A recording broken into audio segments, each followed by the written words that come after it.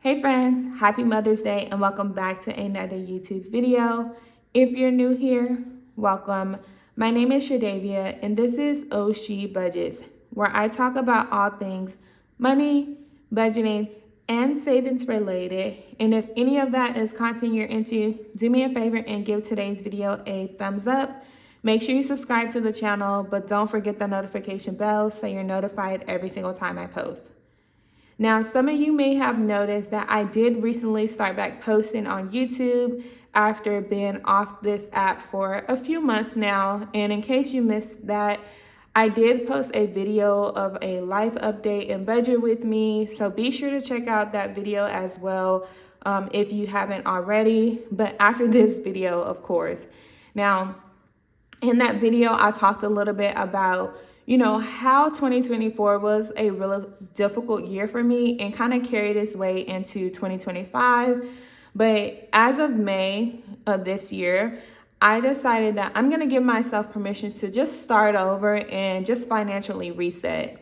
And in doing that, there's this quote that pretty much came to mind, and it's always coming to my mind when I'm thinking of restarting something or starting over, whether that be in my budgeting journey, fitness journey, lifestyle journey, whatever it is. This quote just always seems to apply. And so that quote is, don't be afraid to start over. This time, you're not starting from scratch, you're starting from experience. And that quote has always seemed to be the theme of my life when I decide that I'm gonna do things differently. And it just kind of sticks with me. Like, yes, it's a reminder of, starting over or new beginnings, but it's also a reminder of personal growth and just giving yourself grace. You might be starting over in your budgeting journey or finance journey, but this time you're starting off more educated, wiser, or just overall smarter. You and I both probably have made plenty of mistakes before, but the goal is to learn from those mistakes and try not to let those things happen again. So hopefully that is what you've learned. And so now you can know that in starting over, it's not actually starting from zero. So today I'm going to be sharing with you guys 5 things that I'm going to be doing differently with my money this year as part of my full-on budget or financial reset. And so I want to know in the comments, you guys, if you're in a season of your life of starting over, and like I said, that could be in your budget, that could be dating, fitness, wellness, whatever it is, let me know what your turning point was and what you're going to be doing differently as well. And let's just go ahead and get into the things that I'm going to be doing differently with my money this year. So this is going to be, again, my financial reset for 2025. So the first thing that I'm going to be doing, and I'm pretty sure you guys can guess because I've already talked about this, is pay off debt. So the first thing that I kind of want to focus on with doing things differently with my money is paying off the rest of my credit card debt. I touched on this a little bit in my life update as well, but I started 2025 with a little over $6,000 in credit card debt, and now I'm about 50% of the way done with that. So just under $3,000. I think when I checked earlier this morning, it was about $2,800. I'm kind of rounding up in that aspect.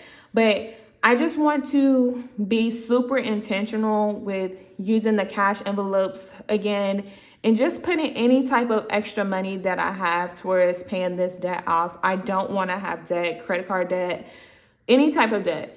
Because I feel like there's a sense of peace that comes from being debt-free as well. And I've experienced it before, and I would rather not have credit card debt. So I'm no longer paying for daycare as of 2 weeks ago. So the one thing that I am going to be doing is putting that $207 that I was paying on a bi-weekly basis towards my credit card. So that is a minimum of $400 that I'm going to be putting towards this card per month. And again, anything extra. So this month is my 3 paycheck month. So I'm going to go ahead and plan to take something extra from that third check this month to go ahead and help pay that off. So again, first thing to financially reset is paying off the rest of the remaining of my credit card debt.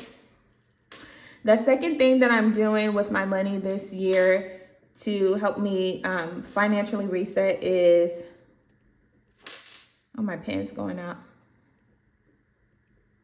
Let's see, building my emergency fund.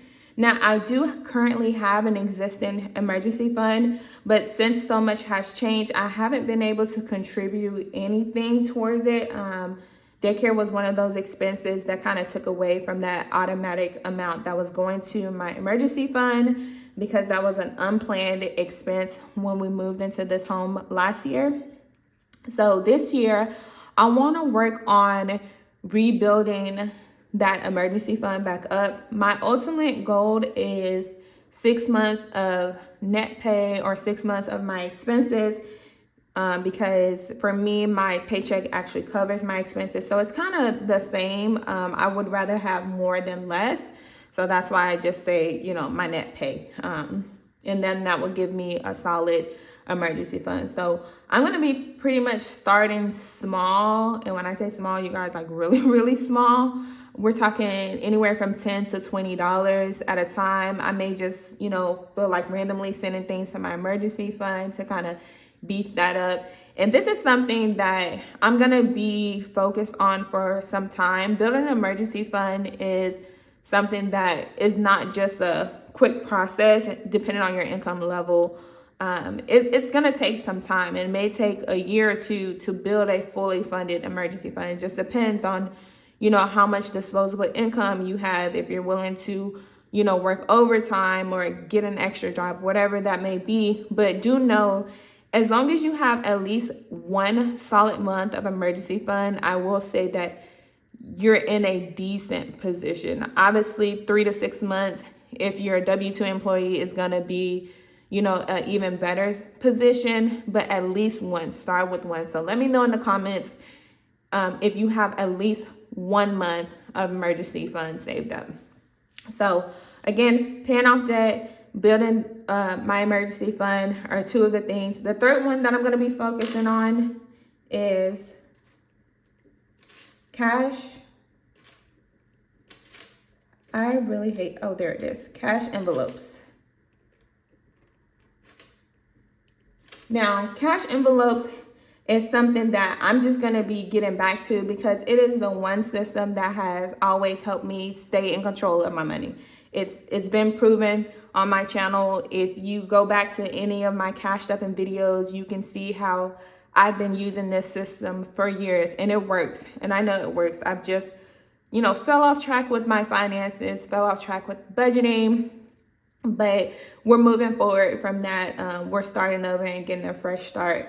I use the cash envelope method for my variable expenses. So some of the categories that you'll see is groceries. I put my gas in there. I do family fun, self-care. So those are some of the categories or cash envelopes that I have in my personal binder. And I like using the cash because it's a reminder to myself, a visual reminder, so I can actually see it of what my limits are. So if I put $50 in my envelope for family fun, I know I have only $50 to spend. If I leave it on my debit card, then I look at my account and see I have $200, and I'm like, okay, well, I have $200 to spend versus the $50 that I budget for. So having the cash, physical cash in my cash envelope is going to help me stay on budget and be more intentional about whatever my budget limit is. And so looking in that envelope and seeing, hey, that money is gone. Once it's gone, it's gone. And that's going to be the end of it until the next pay period, which is on a bi-weekly basis for me. So cash envelopes, using cash envelopes is going to be something that I'm going to be doing differently with my money to help me financially reset in 2025 as well. Now, the next thing, and this one is a big one for me, is saying no. I know.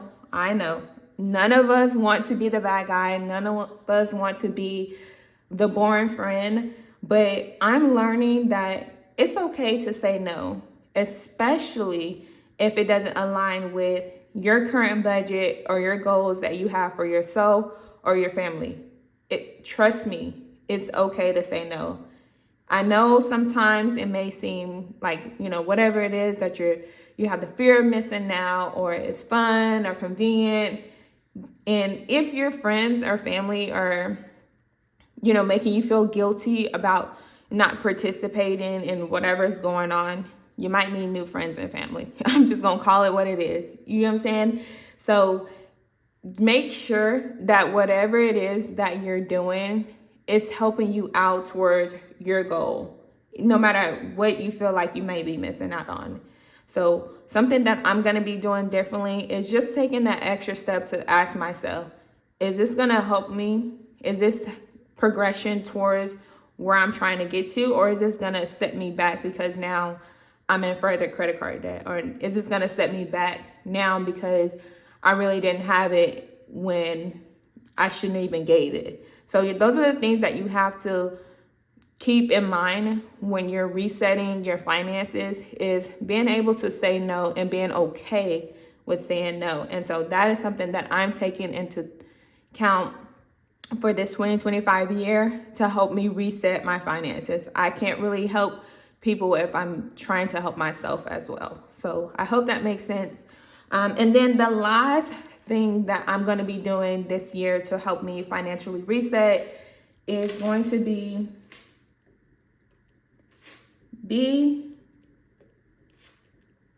mindful.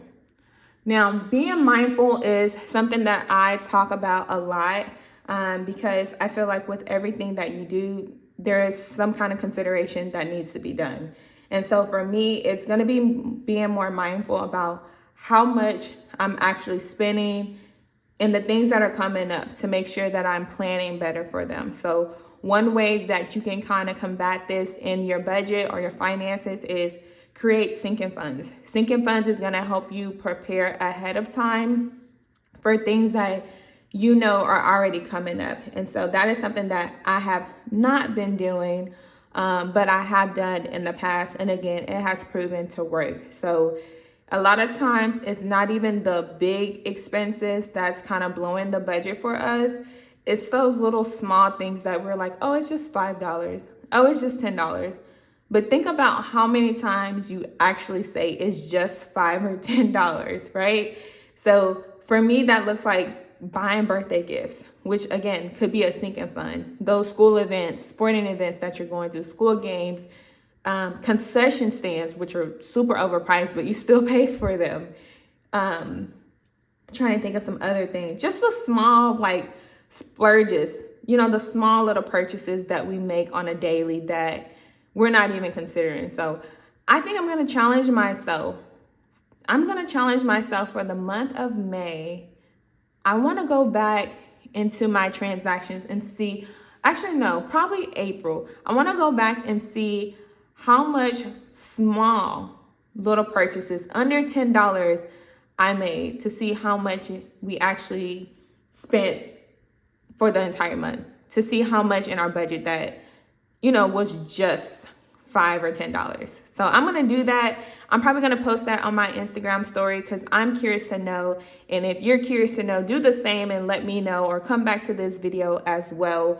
But again, being mindful of how much you're spending, what's coming up, so you can plan and prepare better for what's to come. So these 5 are my 5 things that I'm going to be doing differently this year with my money. I'm curious to see what you're doing differently as well with your finances in 2025.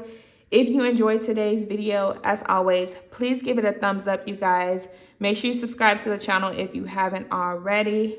As always, thank you guys so much for tuning in. We got another video out. Clap it up.